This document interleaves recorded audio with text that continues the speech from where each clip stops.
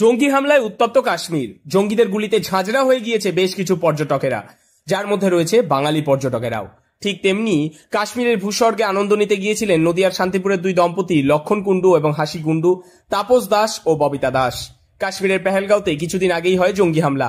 কাশ্মীরের পেহেলগাঁওতে একের পর এক হামলা চালিয়েছে জঙ্গিরা, যেখানে প্রাণ গিয়েছে অনেকের, যার মধ্যে রয়েছে বাঙালি পর্যটকেরাও। আর সেই কারণেই বর্তমানে তাদের ছেলেরা তাদের বাবা মায়েদের জন্য চিন্তায় রয়েছেন। আচ্ছা, আপনাদের কে গেছে কাশ্মীরে? আমার বাবা মা আর শ্বশুর মশাই শাশুড়ি মা গেছেন। কবে গিয়েছিলেন ওনারা? গত বুধবার 16 এপ্রিল। আচ্ছা, এই ঘটনা কিভাবে জানতে পারলেন? এই ঘটনা ওই মঙ্গলবারের দিন দুপুরবেলায় মোবাইলের মারফতই জানতে পারলাম, এবং আমার এক বন্ধু ফোন করে বললেন যে এই ব্যাপার। তা আমি সঙ্গে সঙ্গে ফোন করলাম, ফোনে লাইন পেলাম না, একটু দুশ্চিন্তাতেই ছিলাম, অনেকটাই দুশ্চিন্তায় ছিলাম। তারপরে সন্ধ্যের দিকে ফোনে বাবাই একটা সিম কিনে ওখান থেকে ফোন আমাদের করে জানালো বাবারা নিরাপদেই আছে, বাবারা পেহেলগাঁও পৌঁছতেও পারেনি। মানে কাশ্মীরে চলে গিয়েছিল? হ্যাঁ হ্যাঁ হ্যাঁ, শ্রীনগরে আটকে ছিল।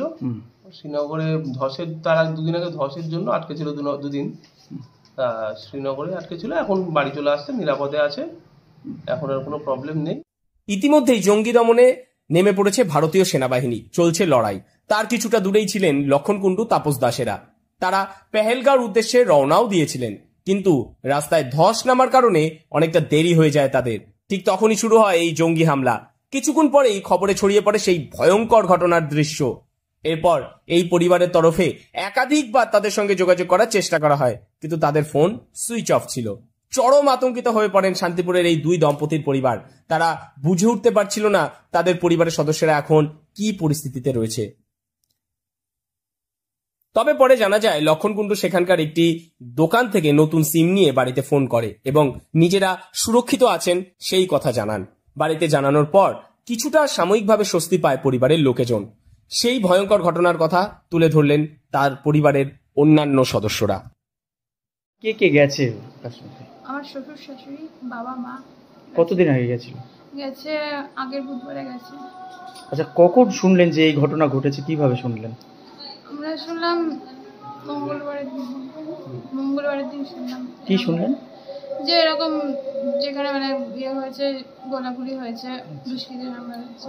তারপর কি আতঙ্কে ছিলেন? আতঙ্কে ছিল। তারপরে কিভাবে যোগাযোগ হলো? তারপরে ওখান থেকে সিম কিনে মানে ওরাই ফোন করলো।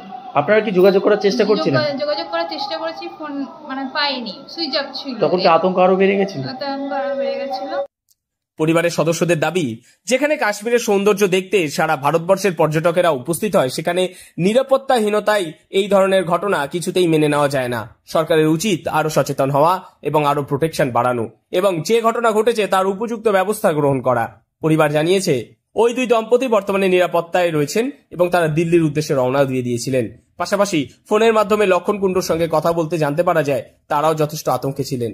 এই ঘটনা জানার পরে প্রথমে কি করবে বুঝে উঠতে পারছিলেন না তারা। দীর্ঘক্ষণ সেখানকার এক হোটেলে আটকে ছিলেন। পরবর্তীকালে পরিস্থিতি যখন কিছুটা শান্ত হয়, তখন সেখানে দিল্লির উদ্দেশ্যে রওনা দেন তারা। নদিয়া থেকে মৈনাক দেবনাথের রিপোর্ট, লোকাল 18 বাংলা।